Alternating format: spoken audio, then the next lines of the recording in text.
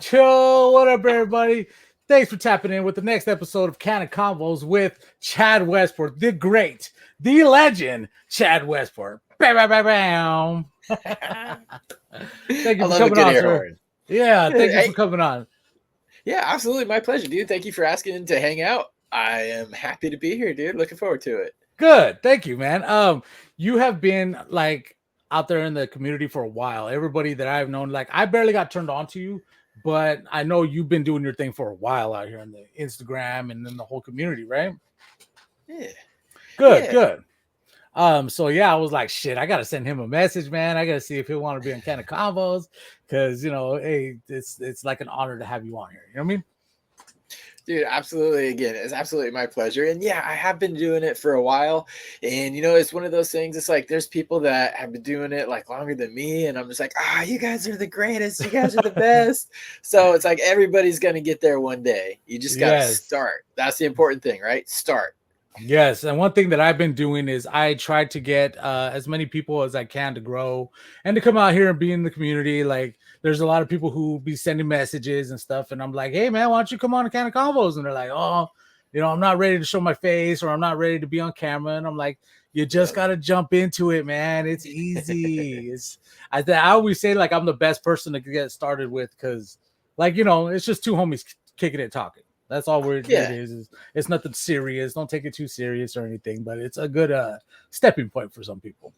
Like El Connoisseur, I got him started. C Bunny was her Nice. first. Like a lot of people out there. Hell Yeah. yeah. All names that I know. So Yes, you yeah. should know them. So my first question, I wanted to get this started real quick. I usually start off with asking people how they got their name, right? Because everybody usually has a different name and stuff. But your name is pretty simple, right? It's a no-brainer. So in that case, I just wanted to go, how about your origin story? Let's start with how did you get started in growing? Ooh, in growing. So Growing. growing's different. My first I've killed a cactus before, man. Like no Oh. joke, killed a cactus. Didn't it took me a couple years, but I killed it. And I didn't think I would be too good. I grew cannabis before I knew what I was doing. Like it didn't even really count. It's like it's the pre, but so I was a rambunctious kind of youth, and they'd always put stuff in the back of the gas stations, like those big Mountain Dew coolers or whatever, and you stick the Oh sodas yeah. in there and the Pepsis. They had an Evian bottle, and it had a top, so you reach through and you grab it, right? Okay. We It was sitting out back one day, so we decided it was next to the garbage. It was probably garbage. We brought it home with us, right? And originally we like punched out the bottom, the little floor, because that's where all the ice at. The bottom was clear. We Okay. punched that out so we could climb in there. We get in there, and then you put the lid back on and a pillow over it. You just clam bake this giant, like 6 foot Evian bottle. Nice. So we actually decided we converted that into a little grow, and I don't think it got more than this high. I don't know if it was Okay. male or female. We just had like a little bulb. We killed it, but And that was my absolute first attempt at growing cannabis. wow. How long ago was that? Ooh, had to think about it, huh? Yeah, close to 30 years. Oh man, so you Close are a to vet. 30 You are years. certified. Put a stamp on this man. He is a certified gangster, a certified grower at least. Good man. So you didn't know if it was like a sativa indica. Did you know the strain that you grew? Yep. No, not at all. It was a bag seed. And so much Ah, stuff at the time was bag seed. There wasn't anywhere to get them. There were no seed banks online. yeah. It was like an ad in the back of High Times or trying to write somebody at one of the Amsterdam seed banks and, Nice. money order. 6 to 8 weeks later, you hope something shows up. You never get tracking, Yeah. acknowledgement that they'll ever send it. So yeah, it was a bag seed when I jump, fast forward years, when I actually did know what I was doing and I decided to purposefully grow. My first pro genetics were Jack's Cleaner 2 from TGA, which was his breeder Subcool, RIP. Okay.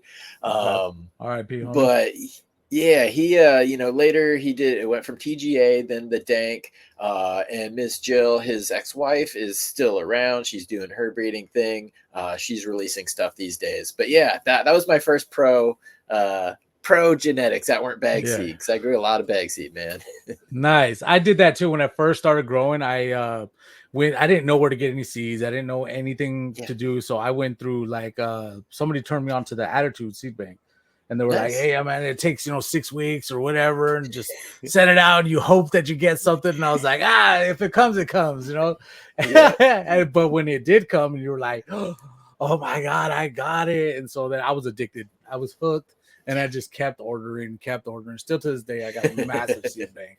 Like I got more seeds than I can grow. Shit. it's a good problem. So it's a good problem. Yes, it's not a bad one. It's a pretty good one. I like that problem. So I was looking back at your page, and that's how I usually get some of my, the questions to ask you and stuff like that. And so I was looking at your known joke, right? Is Yeah. that one of your strains? Yes, that's a new one I'm working on. Yep, Nice. And you sent out a bunch of testers, right? And they were absolutely. going for $1 a bean. Yeah, That yeah. is damn, man. That's a hookup right there, man. You hooking people up. Yeah, I'm trying. I do. I really want to get people growing out there. The dollar being basically it covers the cost of like shipping and stuff. So Okay. that's kind of why I'm charging for them. Just kind of cover some of the cost, but I've already tested them myself. I've already had them tested by a group of testers. This is just kind of, I should have really called this just like the pre-release. Like it's Okay. pretty much good to go, but I wanted to get one more round in there because you can never, for me, I'm a data nerd. I can never have enough data to give people. And the more Okay. people that grow it, the more data I have. So by the time it gets out to everybody else, I should be able to give you really good examples of what to expect. And that helps me when I'm going through and like deciding what to pop. Like you, man, I've Yeah. got a lot of seeds here. But if I know one like Santa Martha Hayes is a good example, I would love to smoke some of that. But I also know it's a 16-week flowering sativa. I'm not going to grow it. Okay. So by knowing that information and having that kind of data, and that's an extreme example, but people are like, yeah, that's going to fit my current rotation, or that's going to fit what my flavor wants this time, or, all those little details that matter. Nice. So 16 weeks is too much for you. You don't want to go that long. Yeah, so 8 weeks is usually the length of flowering time that I like. Roughly around 60 days, 60 to 7 days is pretty much the average. For me, I like that because it works in a good rotation. If you harvest every 60 days, you get six per year. Yeah. Versus Okay. something that's longer flowering, then that kind of throws off a rotation.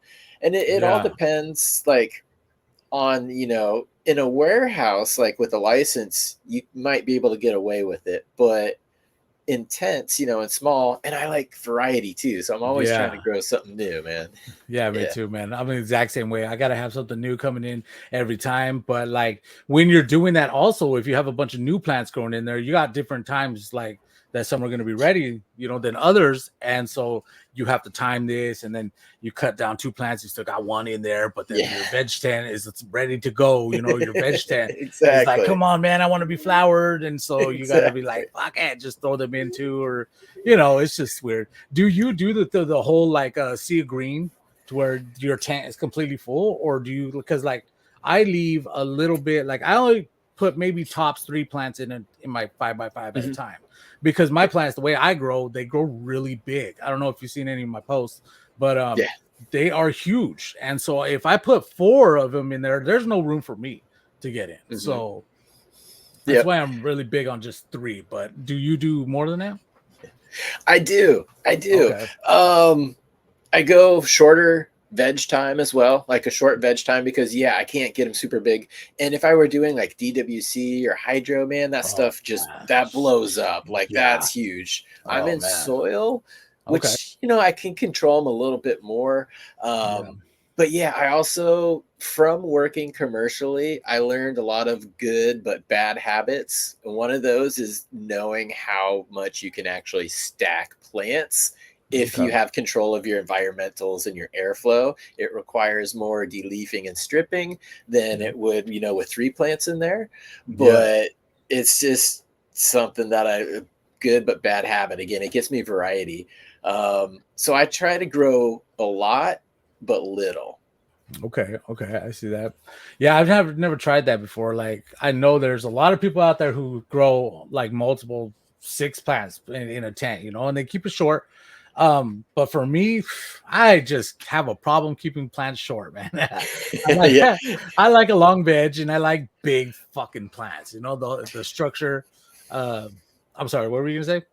Yeah, I agree, dude. Like in a perfect world, like I would like this here, this 4x4. I just have Yeah. one plant in Oh, there, and really? this is the first time that I've done that for a long time, and I freaking love it. Like I open it Oh, every yeah. day. It's just this nice gumball in Just there, oh just all yeah, just these so branches. huge. Like, oh, I Yes. wish I could had like room.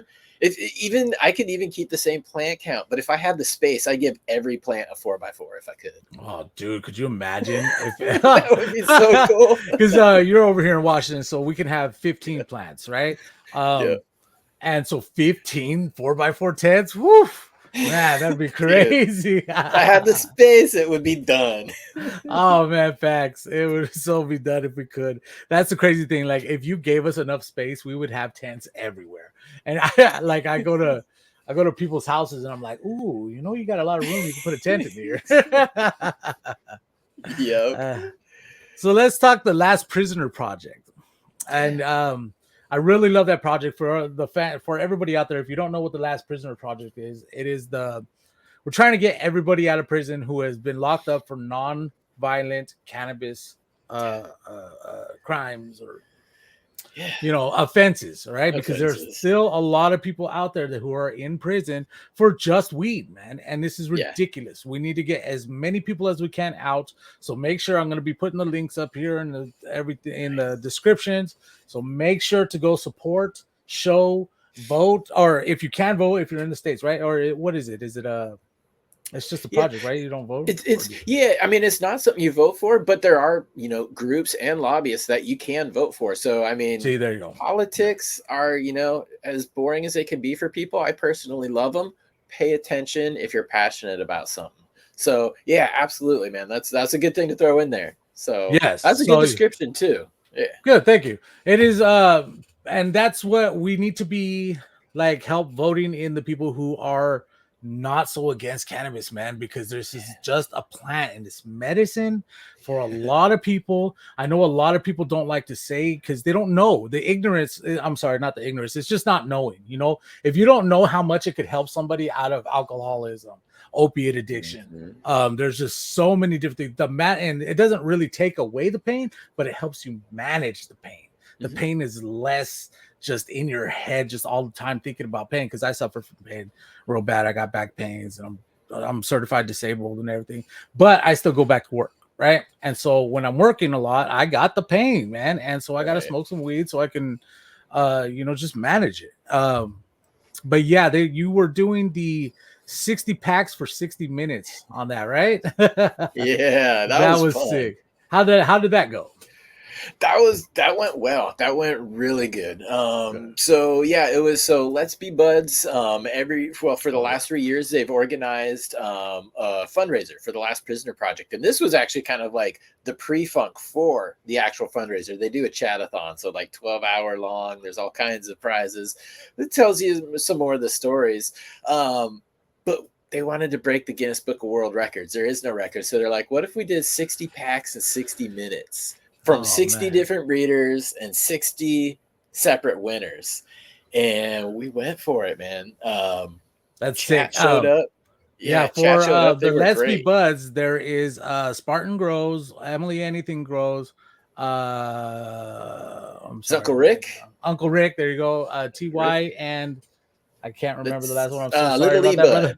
Little Leaf Little Blood, there you He's go. the producer. He's usually behind the scenes. He's making it Behind all the run. scenes. It's funny. He's one of those guys that the better he does his job, the less you realize he's there. So, Yeah, so right. that's why that's That's always usually a the good case. Yeah, producer. yeah, yeah.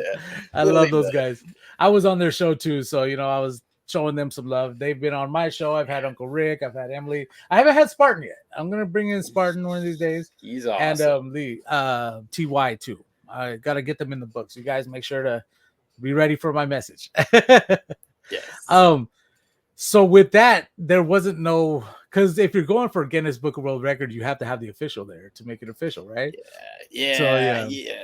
It didn't work because they would touch a cannabis record, like they didn't oppose that, but it costs thousands of dollars to actually kind of get it certified and official. So okay, seeing that we're trying to raise funds for the Last Prisoner project, we're like, that would be kind of counterproductive to like do it just to be in there. And dude, chat came through solid. Like they raised over 3,000. Oh damn, I'm on a different computer right now. It was over $3,000 raised. Dutchies matches it, so that's over $6,000 raised, and that brought Dutchies to their $1 million match goal. So once Dutchies hit $1 million from like a variety of different fundraisers, all goes to the Last Prisoner project. So yeah, kind of got to put them over the edge there too. Hell yeah. Now the only thing I would think, well, because like I'm always networking and stuff like that, so I always think that if you were to invest a couple $1,000s into the Guinness Book of World Record thing, it would live on farther. You know, I think it would go to the next level and it would be spread across the whole world, because this is something that the whole world sees, the Guinness Book thing. So I would be like, you know, we're taking from the project, but we're spreading the word. Yeah, but we're spreading the word too. So you know, on a personal level, I would have loved to have been in there for that. But we did it in 58 minutes. And we could have sped it up. So you know what? To like really nail that record down, we need to do better. And the plan already is better for next year. So okay, I think we're going more than 60 in 60 minutes next year. We did it in 58, and we did it with like ease. Just ease. Just get off me, man. Too easy here. Next time it's gonna be even bigger and better. I would love to contribute. Anything that I can do, let me know, and I'll be spreading the word too, man. Thank you. Yes, and I love what you wrote. I was looking down at one of your posts, obviously, and on the bottom of one of your posts, you had wrote smile at a stranger, right there, and I love that quote. Like, just smiling at a stranger is one of the best things that you could do, because you know you never know what somebody's going through. They could be having a shitty day, but you put that smile out there, and smiles are contagious. That's what I really love. And so I'd be smiling. The little story. Back in the day, I was cruising with one of my friends, right? And this was before I stopped drinking, and I was an asshole. I'll admit it. Okay. But you know, I got better. But anyways, we were cruising, and one day he's just waving at people. He's waving at people, and I'm like, "Hey man, what are you doing, dog? You can't just wave at people." And he's like, "Why not?" I'm like, I don't know, because you look crazy. And he's like, no, that's crazy. Not waving at people is crazy. I'm like, you know what, brother, you were absolutely fucking right. And ever since then, I just wave at people and I smile at people. And I love it when people just hit me with the why not, and you don't have any like good reason. You're just like, oh, because it's not normal. No. I'm done with that. And so ever since that day, I've been living my life different. And so I'll be waving at people, smiling at people just cause, man. Bro, that makes me so happy. That makes me so happy to hear. And that's a brave dude. That's a brave man. That's a person with conviction. That's a person who is kind of putting themselves out there to spread something positive. And that's, you know, that gets reinforced here. And it does, you know, it's just like, man, yeah. Amen to that. That's cool. I'm glad you met that dude. And I'm glad because I had that interaction too, because we got the Seattle freeze. Like, if you're not from this area, you don't know what Seattle freeze really is, but we don't smile at people. We don't talk to people. We're just like, really? Well, really? Dude, I've never been in Seattle and done it, because I'm always smiling at people. So I've never noticed that. You're one of the good people. But yeah, if you Google Seattle freeze later, you'll be interested. But it's a real thing. But yeah, I like smiling. And my wife totally has got me. She, like, again, I'm just kind of like a private dude. I'm always used to that, you know, that operation. And she just. Do you think that do you think it's like a big city thing? Yeah, absolutely. Okay. Absolutely. Okay. It's kind of like a self-preservation kind of thing almost, but that's not like where I am or what I live or anything that I do anymore these days. But sometimes old habits are hard to break, right? Yeah. But my Sure. wife, she's good. She gets me out of that because she will compliment anybody. Like, and it's all Mm. genuine. That has to be genuine. But she just drops compliments left and right, and I'm just like, oh, like, oh, you're drawing attention to me. Like, I I know just my like, wife ah. does that shit too. My wife's like, why you gotta talk to everybody? Because why not? Like, I just Yep, talk why to not? people and I talk to the people that I see their walls are up most of all. If they got Yep. their walls up, I'm like, let me see if I can break down this wall. And so I'll crack a funny or something. And Yep. like, there's been times where I've just sat next to complete strangers in the concert, and like, by the end of the concert, we're best friends, you know? And Yep. so, like, I'm just one of those kind of people. And I And really it love usually that you have starts that. with just a smile, man. Usually starts with a Yeah. smile or a wave. So to bring Yeah. it all back, just do it, man. You'll be amazed at what can happen next. Everybody out there, just try it, man. It's great. When you're in the mood to like, if it's not a Yeah. genuine smile, it's the people are like, okay, this motherfucker's an asshole, and I know he's just trying to smile at me. Like, you got to make sure that you really like it. Yeah. What was the DGC? It looked like a convention. Yeah, so the Dude Okay. Grows Cup, so Oh, Dude okay. Grows Show. Yep, Oh, that okay. was Okay. that was fun. They've been around for a while. It's a good online community, and I believe this was the 5th year. I'm not quite sure, but this was my first year going. Nice. Uh, it was out in Denver, or not Denver, but it was in Colorado. It was close to Denver. Great time, man. It was. I've been Good. to a lot of like conventions and stuff like that where it's more business orientated, Uh-huh. and it's a completely different experience because that was just all growers who were excited to be there and Yeah, I saw. excited to share. I saw Untrained Astronaut was there. Oh yeah, yeah, he Nice, was man. awesome. I'm gonna have him on the show here in a couple weeks too. So make sure to tap in to see that one, everybody. Good dude. That's cool, man. I've never been to a convention yet. So Yep. I'm waiting for my day to be there, and then I'll be like, mingling with everybody too. Yeah, it's one of those things. It's like I hate to let the secret out, but that DGC Cup, man, that was really special. So like as much as I'd love to just be like, oh, like nice and small and private. Like everybody, if you got a good attitude, man, you want to be around those types of people. That DGC Cup was awesome. Like I'm gonna go again Nice. next year. Yeah. Hell yeah, man. Hell yeah. Hope that I'll be waiting to see the posts. I think it would be a Yes. great Yeah. time. Me too. So the ChadWestport.com, how's that going? Yeah. Yeah. Good, dude. I am stoked to finally have that up. I owned the domain The name for domain. 3 years before I Really? actually got it up. Uh, Nice. but it's a place where people can find, because I do a lot of like writing. That's where I do my main education, is just through writing. ILGM, Sensi Seeds, A Pot for a Pot, Skunk Magazine. I write for them Oh. on a regular. There's links to different articles there, like particularly new growers. With ILGM specifically, that's a lot of what I focus on. It's like getting people growing, it's getting you the basics and the full background. It's not just kind of the fluff. A lot of information online for beginner growers is just like, oh, well, you germinate the seeds and then you transfer it into the soil. Cool, yeah, but how do you germinate the seeds and why do you do Yeah. it that way? That's Okay. what I try to bring to it, because for me, I'm a like why guy. It's like you show me how to do it and I could do it, but why did I just do what I did to Yeah, get the you want to result know I you got? want to know the ins and outs and Yeah. what okay, so I see what you mean.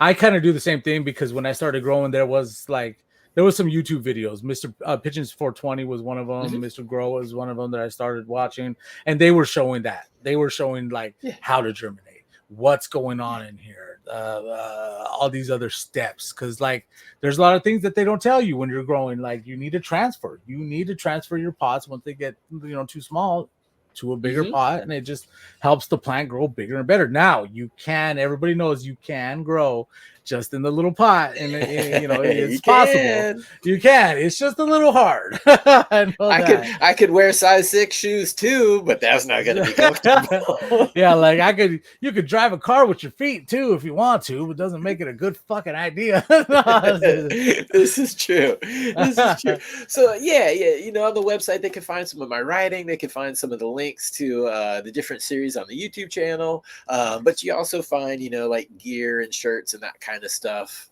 up on the website as well, and the kind of the Twin Peaks, the strain history of what's been released opposite shoulder there. Beautiful. Yeah, I need to get some of your merch, man. I'm gonna hit that website up, so everybody else too. You better go get some merch. All right. What is the hot? I don't even know how to say that. Hamachi grape juice. Hachimaki, yeah, Hachimaki grape juice. Now. It took me a few times too, because I didn't name that one. So the Hachimaki grape juice, dude, very stoked on it. So Grow Space Killer, he's a grower out of the East Coast. His name is John, but Grow Space Killer, he's a phenomenal hash maker and a wonderful organic grower as well. Like a lot of the phenomenal hash makers grow their own stuff. It's, they'll call it single source. It's like, I babied it, I never squeezed a bud, all my heads are good, there's no dust from flying. So he grows an 818 headband and he's won some awards for it. Okay. Now my Westport grape juice is very special to me. It's something that I work with all the time. It's always smart to have that backed up in a few places. He's one of those people that I trusted with it. And so he has grown that out, and he's won a couple awards with it. But for the Dabadoo event, which is run by Mila Jansen, who is known as the Hash Queen, she is the Hash Queen. It's a proper title. But her event that she does, he didn't have quite enough Westport grape juice to cover the entry, because you have to have a certain amount of rosin to get to the judges and the judges kits. So he did a blend with the 818 headband. So Hachimaki grape juice is a combination of the Westport grape juice with his 818 headband. And I believe the Hachimaki was a ceremonial type of headband. Like he's a thinker, and so he goes deep on these things, and he connected it all. He entered that into the Dabadoo and came in second place, which is a huge honor in my eyes, and especially just kind of an event that Milo was involved with. That was cool. So that's the Hachimaki grape juice. It's a blend of those two strains in a rosin form. Okay, so what's the difference between rosin and hash? So, and I am not the right guy to ask for this because I'm totally flower power. Just a general hash. So, for me, hash is dry sift. It's the heads separated from the stalks. Now, you could do that with the screens. Now, typically, we'll trim over the trim bin, and you get some of the heads. You also get some plant material and some stalks that fall through. If you separate just the heads, that's amazing hash. You can also separate the heads via water. So, you're making water hash. Because it's not water soluble, right? Exactly. Yeah. Because it'll just knock the heads off. You get it very cold. You do it in a cold room. You do it with ice water, create a swirling action, and the heads will just separate. And based on the different screen size of the bags, you can filter out, larger leaf matter. You can get the certain sized heads together. Yeah. And those will appear kind of like sandy or kind of grainy. That is the traditional hash. Now you can press that, and that's when you see press with pressure without heat. That's when you get kind of the black tarry balls, like temple balls. I'm not sure if you're familiar with those, but it's just kind of just rolled into, it's almost like a donut hole, but it's just hash. The resin ball. Now that to me is hash. Now, from what I understand with rosin and a lot of the other concentrates, is they take that hash, they then press it with pressure and heat, and it takes the oils from within those heads and extracts that out. And so that is kind of more, it's a different product. And obviously it's more of a cleaner product then. Probably. Yeah. I'd say because if it's taking out some of the kind of impurities. Is how I would kind of put it. Yep, like good hash, like there's a star system for it, and it's like 6 star, or they'll also call it full melt. That's usually just the heads, like all of the stalks have been removed, any like plant particulate. And we've all seen like, trichomes on the plant. Can you imagine a process to take the stalks out and just keep the heads? Like, oh man, that's why it's so expensive. That's why it's so expensive. So everybody out there, what he's talking about when he says heads is that it's the trichomes. If you haven't seen the little, the crystals is what a trichomes is. The crystals on the weed. If you zoom in on it, it looks like a little tree almost. It has a stalk and a ball on the top of it. And so it has this little ball, and that ball is what we're trying to get off, and the stems and everything else we're just trying to keep up. So the hash, the way that Westport was talking about right now, was that it would be the whole stock and everything just pressed together. And then there's the rosin, right? I think if I got that right, that are taking off the heads and then leaving the stalks and everything off, right? If they could do. Yeah, and it's just different like degrees of hash. Like I have one of those little washer machines, and I have my bubble bag, so I'll put the flour in there, I'll put the ice cubes in there, and I'll let it mix up, and then I drain it off, and I have my goo. You let it dry. Now that does still have a little bit of plant particulate in it. It still has some of the stalks along with a lot of the heads. I'm happy with that. Now, John, Grow Space Killer, no, he does not stop there. He goes, like you're saying, the further steps to separate it. And then once he separates those heads, he just presses nothing but the heads. And so you get that golden stuff, right? Cream of the crop. Yeah, golden stuff. Oh man. So personally, I'm not a dabber. I feel like it gets me too stoned. in my older years, back in the day, yes, I wanted to get that high, and I wanted to get stupid annihilated and my tolerance up that high, but not anymore. Nowadays I can only smoke a joint, take a couple puffs, I'm good, man, because like I put my brain through too much. Too, and a lot of us are looking at it for medicinal purposes. I know you mentioned that earlier, or just even just to maybe relax too, and that doesn't involve getting obliterated. And I'm like you, I just like my flower. It should be enjoyable. And if people are just going over the edge, then that's, when I was 20, hell yeah, dude, I would have been all about it. We didn't have them when I was 20. So I'm just still in my flower thing. But yeah, the more I know about the endocannabinoid system, the more I know about cannabinoids, the more I believe in the medicinal potential. I'm kind of saving my endocannabinoid system for later in life when I really need to turn that like pain, difference up. So that's just my like philosophy and approach to it. But if you're already at a 10, man, do what you need to do. Yeah, with man. With the plant, man, because and I wanted to go back to that. There is a thing back to the medicinal part of cannabis. Like it really does help with alcoholism and to get off the opiates, right? If anybody's out there and you're suffering from opiate addiction, if you need to get off that shit, which everybody does need to get off opiates because it just makes you worse. It makes the pain worse. It makes you more. And drinking lean is opiates. I want the youngsters out there to know that. Popping perks, that's opiates. All this stuff that everybody's rapping about out there, that is heroin, people. Okay, we don't need to be doing that. Just smoke some weed or eat some edibles if you really want to get fucked up. Okay, or take some dabs, right? Trust me. Try eating 1,000 milligrams of THC and tell me how you feel later. Yeah, tell me that doesn't really want to go for it. Yeah, tell me that doesn't hit like a fucking perk, man. Shit, I was all, and it's gonna last a lot longer. So a lot safer. It's just better for you. If you're dealing with any of those problems, please try out cannabis. And just anytime that you feel like you want to drink, because that's what I did, is as soon as I felt like I needed a drink, I just went and took a couple hits, and that feeling was gone. And then I'd be like, oh, okay, and I can go on with my day. And it's been 8 years I've been sober, so.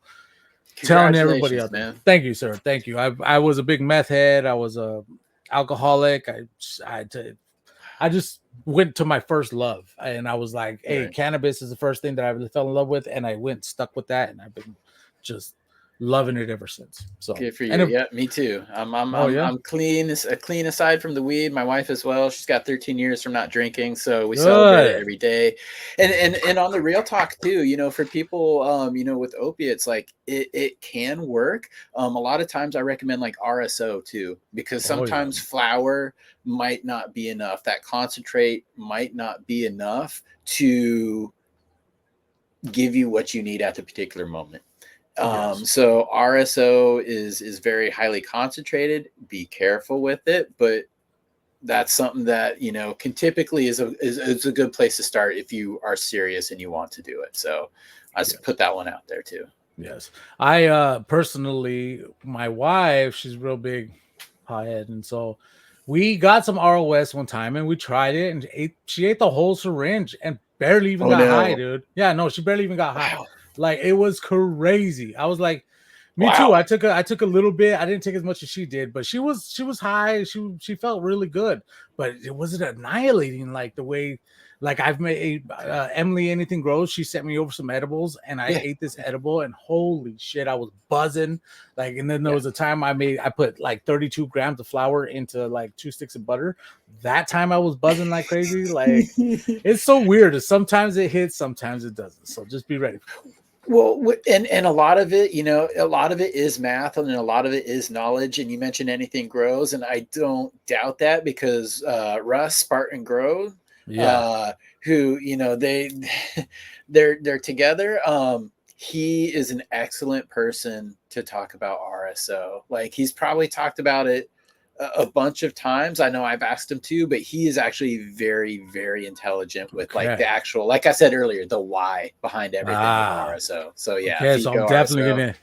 Yes, I'm Yeah. definitely hitting up Spartan when I get him on here. We're gonna be talking all RO at RSO, so everybody can understand that, me included, because I don't know too much about it. Like, I just haven't gotten that far into it, but I need to. That's fine. It's you know again like that's another thing that I would just like that's pretty medicinal, man. Like it doesn't taste good. It's not fun. Like as far as like oh I'm smoking a joint with friends or you know it's this little Yeah. black goob that if you get stuck on your tooth you've got this like sour horrible taste in your mouth. You can't get it off. It's like dude you ever like get an ink pen that leaks and you get Yeah. it on your hand? That's like what RSO can be, Uh, but it's super highly concentrated. Um, and yeah, highly medicinal. So yeah, nice. that's a good guy to talk to, though. Good. All right, we'll get him on one of these days. So I thought you were in Oregon for some reason, so I was gonna ask you that, like, when Oregon did medicinal, because I know Oregon's like way ahead of us here in Washington when Hmm. it comes to the medicinal side and the recreational side. And that's why I really love Oregon, because you know their Me dispensaries too. over there, they got like they'll let you smell the weed before you buy it. Yeah. You can like you can smell the weed before you buy it. It's like so much fucking better. And I went over there and got a clone, so I smelt the weed Hmm. that I was gonna grow, which was Yep. stupid cool, dude. And so I really highly recommend anybody out there, if you're around the PNW, make sure to go to Oregon and try out their dispensaries. They are killer. Also, I was going to bring up the what was it, 3 State Farms, right? They're in Oregon. Yeah. Yeah. State Tree Yeah, Farms. There. He's in Oregon. Awesome small farm. Again, it's like you always want to nice. root. You know, people always talk about like the mom and the pop spot. The Yeah, guy literally is it's him and his wife and you know they've got kids and he's running the greenhouse, he's like doing the insect frass, he's got like an indoor that he looks after. Like I don't know if the guy ever sleeps, but he is, and he's doing it like the way that I believe it should be done, which, you know, everybody always says the right people are doing it the right way. yeah. The way I believe it should be done. Again, it's like it's organic, it's small, it's controllable, it's hands on. And he puts a lot of love into it. So yeah, State Three Farms, and he's got some like unique cultivars. Again, I was mentioning that 16-week strain earlier. Oh yeah, Um, yeah. yeah, he um, Acapulco Gold is he was in the Oh, book Higher, which is an excellent photography book, but in Forbes magazine they wrote it up too. But Acapulco Gold's like one of those classic strains from the 70s. It takes a long time to flower.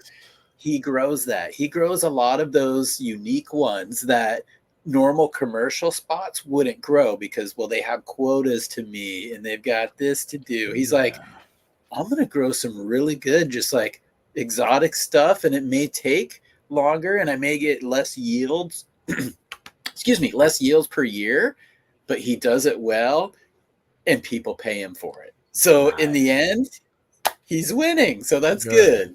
Good. Yeah. I've Oregon's grown a fun out. market. Good in the Oregon mine. Where are they located? Are they down Oregon or up north Oregon? Yep. Kind of Salem-ish area. Salem-ish. Okay, so in Yeah. the middle there. Yep. Yeah. Okay. All right. So next time I'm down there, I'm gonna try to get some of that way because I go to Portland all the time. Dude.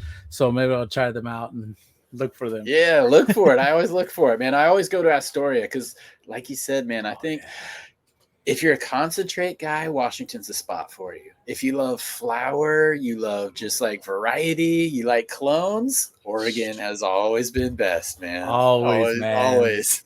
Best prices on flour because there's so many Yes. dispensaries, so there's so much competition. So you get like, I don't think I have ever went to an Oregon dispensary and got boof. Like I don't even think it's all dank everywhere you go. Even the cheap shit is dank, dude. It Like, is. oh It's my god, scary. It's scary. That's a good way to put it. It's scary how dank that shit is. So, do you prefer outdoor or indoor grows? Probably indoor, just because there's more control over it, and that's what I'm used to. Okay. Outdoor is great, man. There are certain cannabinoids that come with sun grown. There are certain just like expressions that only come with sun grown. So it's like hard to pick a favorite kid, but I'm always hanging out with the indoor. So that's probably, probably my answer because you can bring out like the best expressions because you have control. Yes, and that I like the not having the control part of outdoor because sometimes because it's a toss up. You don't know where you're gonna get. You never really know what you're gonna get out of a grow. But for like the outdoor sun under the natural sun, it is amazing how these plants just love it. They fucking love it. I grew one plant. I grew a Sunday driver and I did a Sunday driver inside. And then I took one of the clones and I put it outside for one of like the first and only grow that I did outside. And oh my God, I got a pound and a half off of that one plant. It was amazingly huge. The nugs were big, but for some reason, and I've only done it once, so I probably need to do it again, but the outdoor does not taste as good as the indoor. That's how I feel. Do you have that same problem? Well, I mean, it does depend, but you're absolutely right because there are so many things that could go on outdoors. I mean, whether it's like pest pressure, whether it's like high winds, whether it gets hit with rain, I mean, that's going to knock some trichome heads off. The sun, the wind, there's dirt, just blowing around. There's so many things outdoors that can affect it. Like, I wish I could grow outdoors because, as you saw, there is no replacement for the sun. We're fooling ourselves inside. But what we get inside is that control and that ability to really bring out the best expression. So, yeah, I wish I could grow outdoors and, the taste is going to depend. There's just, that's why even if, sorry, brain meltdown. So I wish I could grow outdoors, but even if I could, I would be scared because there's so many things that are out of my hands. Shit, man. I'm just like, well, that's why when you grow outdoors, I did a technique of washing the buds, right? And so I'm sure that knocks off some, some of the dirt, some of the bugs, and it does. You could totally see most of the stuff coming off the buds, right? But there's also those early trichomes that fall off. The big trichomes, that ones that are mature, they won't fall off on the water, so you'll still get some, crystals and everything on the buds. But there is some trichomes that fall off that I would assume would be tasting good or go towards the better taste. But yeah, it's pretty crazy. Yeah. So that's an age-old debate that doesn't have a right answer because it always comes down to personal preference. Yeah. And as the audio guy, it's like vinyl or CD. Yeah. Because there's the people in the Emerald Triangle that say that outdoor is king, and that they can get the best tasting shit out from outdoor, that you just need to get an outdoor strain. And I'm like, I don't know, man. Out of the years of my experience, I feel indoor is better during taste. Like you can Yep. definitely get more outdoors, but you're gonna get a better taste indoor. And if you're for taste like I am, that's what you probably want to go with. Do you do any organic growing, or are you? I'm talking nutrients. Do you do organic nutrients, or have you tried the synthetic nutrients? Yeah, I've done both. Started with Okay. synthetic, moved to like synganic, and now I am all organic. I mean, synganic actually tends to be probably the best or most I effective. feel I feel the same way. I do synganic because when I put them in the flour, I'll use nothing but organic. But while they're in veg, if I just need to give them a little, feed real quick or Mhm. something, then I'll just feed them with synthetic. I totally feel the same way. Yep, yep. So now, I'm using the Kiss Organics. There's a nutrient pack which I use through like veg, and then they just came out with like a Bloom Boost pack. I don't know what the official name is. It may be Bloom Boost, but Sounds there's right. a second pack, not the nutrient pack, but the second pack, because I use this stuff a lot before it comes to market. Nice. But I'm using that. I'm looking at it right now, and it's just a top dressing. So every like 2 to 3 weeks, depending upon how the like plant's really eating, just put 10 scoops into my 7 gallons, water it in. Well, I scratch it in a little bit, and then just water it in, and yeah, Huh. it does the job. So you're So it's using pretty seven. simple. Yeah, you're Oh, using seven excuse me. 7 gallon pots. Like, oh man. Well, for the one that's in the four by Oh four, for yeah. the Okay. All right. yeah, for the when I'm packing them in, I try to go with the three. Sometimes I go with two, but I try to go with three. And again, short veg time, but yeah, you can't fit. Well, you can't fit that many 7 gallons reasonably in there without getting your humidity spikes way Oh too bad yeah. Oh when you yeah. put Because I those did. That's what I was gonna say. You got that one plant with 7 gallons. That is gonna be perfect for that one tent. We'll fill in. out Yeah. that whole thing because me personally, when I do a 7 gallon, holy shit, it grows into a fucking monster, dude. Like I'm talking fucking Little Shop of Horror. Like feed me, Seymour. And I'm like, I'll feed you. Okay. That's awesome. You get all sticky and shit from the trichomes. Ah. Yeah, forget reaching anything in the back corner. You just like look Oh. at it. You're like, Yeah. all right. Maybe I'll stick a stick in there or something. Yeah, exactly. Now, do you trellis when you're doing these big plants like that?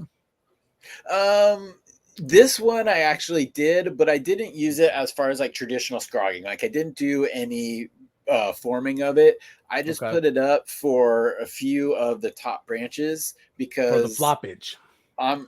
in case it happens, yeah, like Okay. it's looking strong, it's looking sturdy, but I'm hoping to get some good weight on those colas. So I'm like, you know what? I'm just gonna put it on now instead of later. Yeah, Um, yeah, that's a good plan of yeah, attack right there. yeah, and with the smaller plants, no, I usually don't do them. Although I am a fan of scrog nets, I am a fan of like training your stuff out. Again, Yeah. if I wasn't running through so many things and testing so many things, I would. But that is one of the things that I look for in plants that I'm testing is you've got to have strong branches Mhm. because like trellising sometimes can be a pain. It's always harder to harvest if you don't have those plastic ones that you just cut and throw away, but that's bad for the environment. So, Facts. I've got the kind that you don't cut away, and when you got to like try to lift those off or you cut from underneath, man, it gets hard. Yeah, I know, man. That's the reason why I don't use trellises because I got to get in too. I'm a hand waterer, so like, well, I've been using Yep. the Blue Mat watering system now, but back in the day, Cool. I was a hand waterer, so I'd have to get under the trellis to try to Mhm. water and everything, and it's just oh man, you gotta be bending over, and then when you harvest to get the buds out, it's just impossible, man. So I moved on to I don't know if you heard about the umbrella trellis or yo-yo hangers. There's two products. So Okay. the umbrella trellis is stupid cool. Shout out to Josh out there on Instagram. You can give him a look. I'll put the tag up here that way everybody can go to see him. It is a trellis that is based in the plant. So it is with the plant in the pot, so you could take the whole thing out of the tent and it'll still be trellised, I like right? that. It's stupid cool idea, man, and it works great. A huge shout out to him the way he did it, because I was just barely starting with the product, so I didn't really know what to do. So I looked on his page, and I had him here on CannaConvos, and he explained it, he showed it. His plants got 2 tiers with the umbrellas on, Nice. and just looking absolutely beautiful, brother. Oh my god. And it's so smart to be able to just to move the fucking plant out, because it's such a crazy thing to do when you got that trellis, man. You can't move them. That's another thing that I have against them. It's like, again, like if the plants and the situation call for it, absolutely do it. But it's another thing. It's hard to move things around. Once they're in, they're in. And that's just kind of the reality of it. They're in. And I do the hand watering too. I have auto pots, but that's just running in one tent. So I do a lot of hand watering as well. It's you got to do that shuffle, man, sometimes. And then there's the yo-yo hangers, which are the other ones that I've been using. And it's just have you ever heard of them? I have. I've seen them. I've never used them myself though, because I would be like, oh, psh, and then like take out like half of my branch. I'd be like, look over there. Exactly what happens. I haven't done that, sir. So if you ever do use them, you want to be careful for that, and remember that it's like a fishing line. So that fishing line is there. Be careful, don't knock all the buds off. It's invisible. It's basically invisible. But when you have like 6 or 7 of them down, you're like, oh, I could see that. I wanted to talk about the structure of the plants, like you were talking about. That is one thing that I really, really like. I'm not a breeder. I have never gotten into breeding, but I am doing all this research, and I'm talking to breeders, and I'm learning as much as I can as possible before I take the plunge to start doing this, because I know for the viewers out there, if you don't know, if you're going to breed a new plant, it takes at least 3 years. Some people say 3 or 4 years. It could take 5 years, because you're testing. You need to test. You got to send them out. You could get Hermes. Anyways, where I was going with that was the structure of the plant is where you want these really good stems, right? That are going to be able to hold those fat nugs that you're going to be producing. Now, if for the viewers out there, if you go look on my page, this purple pillbox that I just grew out by psgx.world. This guy's plant was amazing, Chad. Oh my God. It was so gorgeously dank. The structure was perfect. Did not bend at all. Like, you could tell this man put a lot of love and a lot of time into this plant, into producing this plant. And so when he sent them out, I had no problems, no deficiencies. It was just amazing. I got to give him nothing but props there, man. And so I assume that's what you're looking for too, right? Yeah, I mean, that's important. You've absolutely nailed it. It's like breeding, it does take a while, because not everything works the way you wanted it to, and not everything is a good outcome. But a lot of it is experimenting. First starting with a strain that you've grown for years is a good place, because you've already put it through some different stresses. You know how it kind of reacts, and you like it. So if you're going to breed and work something for a few years, you should probably start with something that you actually better really be like. liking it, right? Yeah. But the morphology, how the plant grows, that's, that before you know how it tastes, how it smells, what the effects are. Those are the things you usually get in the end. Like, I've had some wonderful tasting, smelling buds that were a bitch to grow, so I just don't grow them anymore. Like, you're not fun. And I grow, again, intense. So me, like, what I look for is I typically go for shorter plants, short, bushy plants with tight internodal spacing. Again, that kind of helps me get more plants inside of the tent as well. But running into height issues, because I've grown a ton of different varieties, and there's some that just stretch so much. You only have so much ceiling height in a tent, that it's important. So that and flowering time are 2 like very important traits to me before I'm like, yes, I'm going to work with you, or like, yes, you combined in a way that I was hoping for, versus something that's just a little out of control. And that's just a personal preference. Yeah, and that's the beauty of it, is that it's personal. Anybody out there could breed. You can do it, and everybody's gonna be looking for different things, right? I know that personally. I mean, I'll grow a small plant. I have nothing against it and shit, the short ones, but I feel like the short ones are more indica leaning, because the indica itself is a smaller, bushier, shorter node plant, right? Sativas are more taller, longer nodes and stretchier, but everything nowadays is hybrid anyway. So it's like, yeah. it's pretty hard to But get those traditionally characteristics. speaking, yeah, you're absolutely right, and that Yeah. that does hold true. It's everything really is a hybrid, but we always say like an indica leaning because Leaning, yeah, of the morphology, or sativa leaning because of the way it looks, or maybe the high that it gives you. And like botanically speaking, none of that is actually correct or matters, but it's the language that we use and know. So one day maybe we'll correct it, but if we want to understand each other in conversation, that's how we use it. yeah, it is. A lot of people, that's how at least I've been taught like that. Now we only got 5 more minutes. Do you have enough time or do you have to get going? Yeah, no, I am good, man. All I'm right, here cool. for you. Let me knock out these questions in. The James Loud, I saw he sent over a bunch of stuff and a cassette tape. Yes, dude, That's my favorite sick. packaging ever. That's an old school method of smuggling beans, because you have the little tape reels in there. You would open it up, you would put the beans in the middle, and then you would close the tape back. Now, when CDs came out, that was even better, because you lift up that back tray that the CD's sitting on, and there's that hollow area. You just put the case back, and then DVDs came out, and we started doing it in there. But yeah, cassette tapes, old school way of getting seeds around. Sick. I didn't even know that. That's fucking cool. Because I saw the cassette tape and I was like, that's weird. Why would he be sending this cassette tape? But I'm like, I know it has something to do with something cool. So I'm going to ask him about that. Sick. And how many genetics did he send over? He sent over a couple that time, and I believe they were 10 packs each, but I've got a box of probably 10 or 12 maybe now. James Loud genetics that I'm getting ready to. I want to do just a whole tent of James Loud stuff. So I'm going to try a bunch of different things. Nice. I saw that Ruse Goofy Growing was over there at James Loud, and he was on the podcast and everything. So huge shout out to those guys. They are killing it out there. I personally have not sent him a message yet, but I will get him on CannaConvos also. Hell yeah.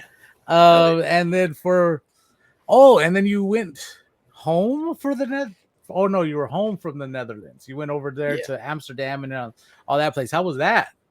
Awesome, man. It's been an annual trip for me and my wife. Again, a couple of the companies that I write for are based over there, so it is kind of somewhat work. Mila Jansen, the hash queen I mentioned earlier, we go and visit her at the pollinator factory every time that we go. I get to meet with some cool people. But that's an amazing country. The Netherlands in itself, beautiful. The museums, the food, the people, like that's what brings us back. The weed just happens to be a bonus. The weed just happens to be dank over there.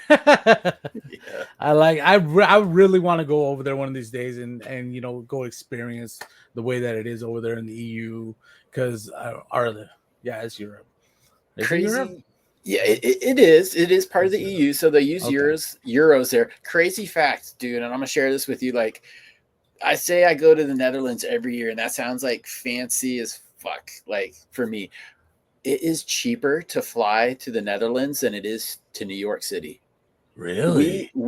And my wife, she like looks at them all year round. Iceland Air, every year we get $700 round trip tickets to the Netherlands. Like, that's still a lot of money, but $700 to get to the Netherlands is pretty damn reasonable. So yeah, that's pretty good, bro.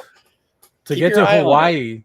To get to Hawaii is like 1,500, so like 1,100. We were gonna go to Hawaii last year, and it was 1,200, and we saw this freaking 650, but we get the extra leg room, so it was like 700 to the Netherlands. We're like, we're going back to the Netherlands. Hey, might as well, right? But if you ever do get a chance to go to Hawaii, highly recommend it. You should go to the Big Island. The Big Island is the best one because I feel like it's more homey. It's more down to earth. I mean, you could always go to Honolulu and go to the cities and everything like that, but there's like 2 million people on one little island. So, and we're going to Honolulu right now in November. So I am like, after experiencing the Big Island, I don't even think I'm gonna like Honolulu, but it's Hawaii, so like, hello, you're gonna go, right? Yeah, right. And do pretend like you were 20 again. Yeah. Well, within reason, but you know what? The younger me would have been like 2 million people. Let's do this. Yeah, right. But Parties yeah. and bars and all up all night. Well, I'm just like, more well, things for that's you to do though. Yeah. yes, and that's the way I'm looking at it. Is it's shorter. Like you could walk across the whole strip thing. It's only like 2 Okay. miles long, where Waikiki Nice. and all that is, right?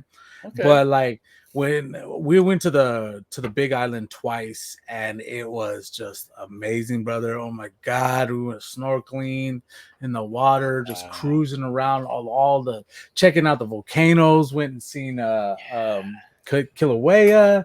It was just amazing. Wow. I fucking love it. If you ever get a chance, go there. It is definitely paradise. But you know, be ready too, because there's the tourism could be, there's some disrespectful people, you know what I mean, like that.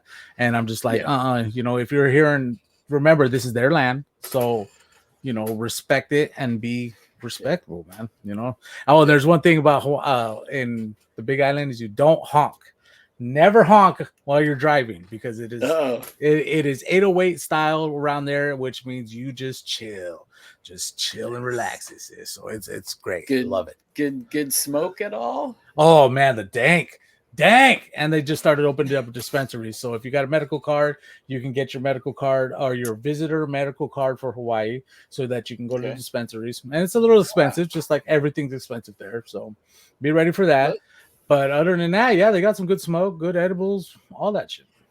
Hell yeah. Sounds like a place, man, because we won't go if we can't get smoke. That's shit, just, facts. We're Canna tourists. Like, that's not our main reason for going, but if you don't have that, we're not going. Like, why am I gonna go there? Shit, that's what I said too. And this one guy, he's like, you mean you're not gonna go if there's not no weed? Like, you're not gonna go to somewhere else? Exactly. Yeah. Fuck that. If they don't like weed, they don't like me.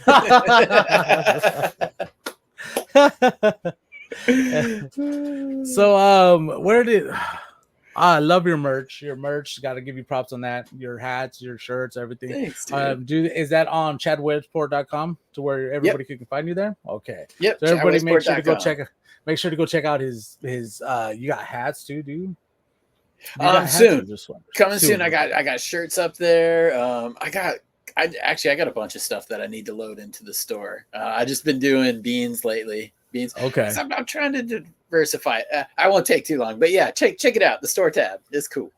Go ahead and say everything that you need, brother. We ain't got nothing but time here, since I could get all this out. But yeah. Yeah. So when you get the hats, you're gonna have to let me know, because I'm gonna want to pick one of those up. I'm addicted to hats personally. Bro, me too. The Richardson hats, like the trucker, the Richardson trucker hats. Like I'm a sucker for those. So. Yeah, I'm starting to make the switch over to those, because it lets your head breathe, and that's what I need, man. I got a little bit of freaking hair here on a hot summer day. I need some ventilation up in there. You do, man. I've been outside working lately, and I'm just like, all my hats that I have that are closed, I'm just like over it, because I don't want to be hot anymore. I don't care how I look. I just don't want to be hot. Exactly. So what tips do you? I'm too old and I'm married, so who cares how I look? Who gives a shit what I look like, damn it. I just want to be comfortable nowadays. Ugh. So what tips do you have for any new growers? Excellent question. Get started. Okay. Get started with whatever seems easiest to you, because there's going to be a lot of ways that people are going to tell you how to do it, how it has to be done. Do what works for you. Get comfortable with it. Watering is typically the biggest challenge, so practice that. I like little measuring cups. I still use these. These are important, especially with nutrients, but like something like this, like, again, because I'm a data nerd. If I know I'm giving it 300 milliliters for the seedling in that little 4x4 square and it's working, I write that down. Now I kind of know how much to water it. So again, it's better than the eyeball technique, but yeah, just get started, keep a journal, and practice safe watering. Yeah, well, hey, I mean, it's true, because the watering is a big thing for the new growers out there. If you don't know, it is stupid easy to overwater, and it's stupid easy to underwater, which is one thing that there's this like middle part that you want to get the soil soaked, right? But then you want it to dry out also. So you're gonna wait between those waterings at least a day and a half, maybe 2 days. Actually 2-3 days on the smaller plants, right? And depending on your pot size, Yeah. depending on all this other thing, there's a bunch of variables out there. But once you get that down, your plant will start to drink the water quicker. You'll notice it drying out quicker, and you'll notice it getting bigger, obviously. And then you'll be ready for transfers. And once you go to a transfer, then you got to do that process all over again because you'll have you'll have more, soil that's going to stay damper for longer. So, that's one thing that you want to know. And it's a little art. It's an art to be able to get this down, right?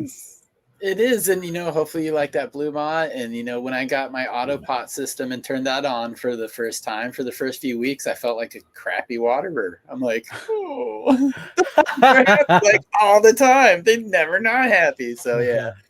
Yeah. Hand water. Get the hand watering down, man.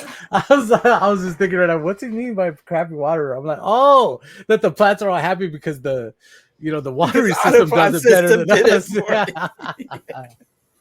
It does it better. I know the Blue Mat system does because I'm just like chilling and the plants are growing big. Oh, there's one thing I wanted to ask you before I get to the last question. So have you ever dealt with hop latent viroid disease?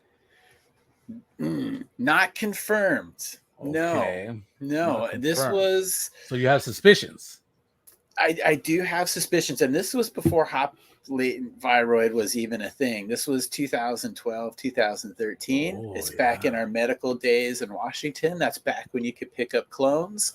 I had picked up a grape ape clone that didn't really perform like it should. And over the course of the next 2 years, my yield steadily went down, and I couldn't really figure out why.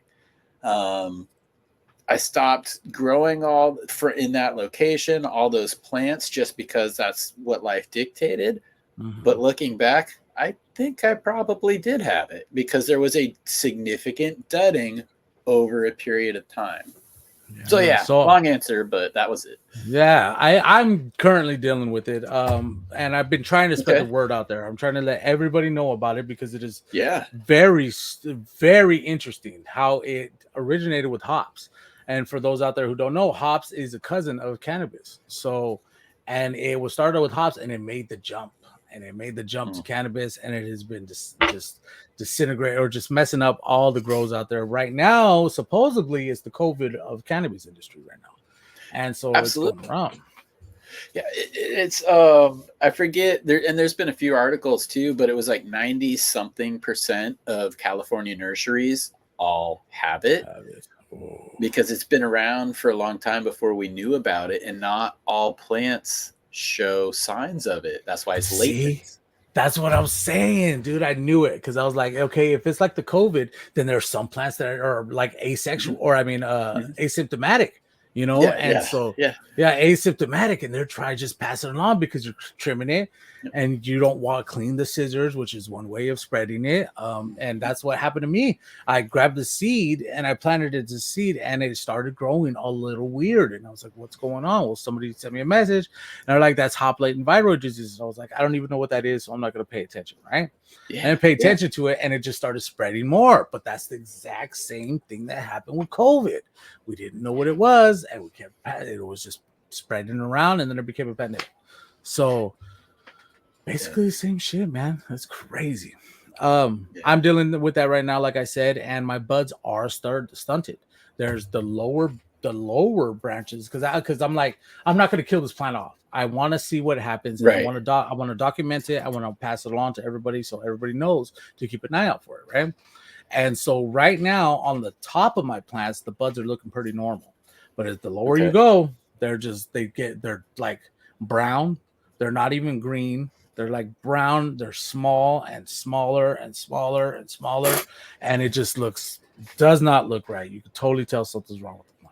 Yeah, I would definitely be interested in the root zone too. When you're done with that grow, just like expecting your roots, like hop latent viroid itself, you're not going to see it in the roots. Although when it comes to testing, that is typically the part of the plant they want because it does show up more in the roots than sometimes in the upper growth. And that's another thing too. Part of the plant may show it while another part of the plant will test negative for it. So Yeah. that's why sometimes the roots are easier. But Yeah. like brown, like lower brown stuff, I'd be curious if there's a root issue too. So yeah, I'd always take a look at the roots. Could be. I'm gonna let this grow out because the top is Yeah, looking good. The top yeah. looks good. So like you said, if you took a piece of the top and you tested it, you probably wouldn't see it. But if you took the bottom or the root system, you probably see it in that testing, or maybe you're sitting. No, I don't know. But very, very interesting. And this is why I really don't even want to waste a bunch of nutrients feeding this plant, but I'm going to, because I want to see if there's a way that it could bounce back. Because some plants, like if we're talking like COVID, like there are some plants that get people who get infected and then get better, right? So why wouldn't that try to happen with the plants? So I'm growing out this other plant that's in my veg tent that I was suspecting has HLVD, right? And it is starting to bounce back now. When it was growing and when it was in its veg state, or it's still in veg, but when it was smaller, it was spindly. It did not look like it wanted to grow. The water, it held water for very long days. Like it wasn't soaking up. You could tell Okay. something's going on in the root system, right? The root system was not as big as it, and soaking up water like it did. Well, I just kept on feeding it, kept babying it, kept growing it. Now she's actually starting to grow back. I could tell that now the top leaves, the new leaves, are starting to get big again, and they're starting to come out and look normal again. And so that's where I'm like, okay, I'm very interested in this plant. So I go over and I just kind of push it over to see if it's strong. No, she's not strong yet. She's still like, whoa, like what do you do, right? So a couple days ago, I went through and I started breaking the membrane on it and training the stem, and she's bouncing back. She is bouncing back, and I think she's liking it. So hopefully, if it is like a sickness, that she's getting through it. And that's the only one in the tent. Now I kept her there, even though I was suspected that it had it. I still was growing my other 3 plants that are in the tent, and they're not showing any signs of it. So I got 3 in here that are fine, and this one that I thought had it. So I'm in that situation. Keep on watching everybody out there to see what happens next, but I'm pretty sure that these plants probably fought it off. Hopefully. Well, mechanical transmission's the number one method to spread it. Whether it's your scissors, it's basically the plant sap. So if you're stripping, always touch the one you suspect last. Always do that last. Yes, you don't want to cross-contaminate. It happens. And, the best thing that we can do is spread the knowledge to fight against this, So everybody out there, if you're dealing with it, shoot me a message. I'll try to help you out. What are your thoughts on the rescheduling in cannabis? I'd like to see it. I'd love to see it go fully legal, but rescheduling, while it's not perfect and while it can create some pretty crappy loopholes for businesses that in the current system. So if everything has to go under the FDA approval, FDA is very rigorous in their procedures. They're very rigorous in their environments. Very few cannabis grower operations meet their strict guidelines right now. So if they were to enforce this by the letter, there's going to be a lot of people out of business and a very few very well-financed companies that can meet it. But I honestly don't think that's going to happen until they find a way to replace the tax revenue that these non-FDA compliant businesses are bringing to the table. So there's a lot of money. They're not going to get rid of it. But I'm excited, again, because people aren't going to jail for it as harsh as they used to. But also this will open up testing, scheduling, meaningful, purposeful testing. Because before, the only tests that were approved by NIDA, the National Institute of Drug Abuse, were looking for negative effects. They wouldn't sponsor anything that looked for a positive. They only look for negative, and independent research groups and universities can't touch the plant because they're federally funded. So if it gets rescheduled, hopefully they can do their own independent research, and we'll find out some answers, man. Because, again, I believe in the plant medicinally. I know it helps people. It helps people in different ways. But if there is something negative about it, like hot dab temps, certain terpenes, limonene is an example, above 900 turns into like arsenic and deadly chemicals. Now, we all used to take super hot dabs, but we know better now. So if there is something that we're not doing right, or there may be something negative about cannabis, I want to know that too. but we're not going to know it until we have good research. So let them research the damn plant.